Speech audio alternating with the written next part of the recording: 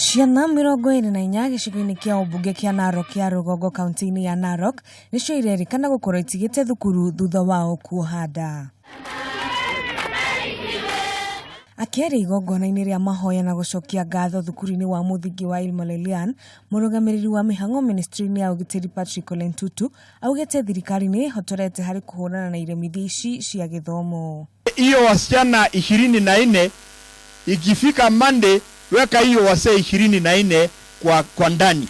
Kuringana na uthuthuria, kaunti ya Narok nĩ ĩkoretwo ĩgĩtongoria harĩ kuoha nda gwa ciana nyinyi, ũndũ ũrĩa ũrahotomia mathomo ma mwena wa mũiritu. It is very alarming. 40% in girls pregnancies. Ihinda-inĩ o rĩu, Ole Ntutu nĩ augĩte thukuru iria ikoretwo itarĩ na thitima nĩ igũkorwo igĩkĩrwo nĩguo gutigirira mathomo kaunti-inĩ iyo nĩ mathiĩ na mbere hatarĩ na iremithia o ciothe. Ile wizara ambayo tuko hatutaki mchezo.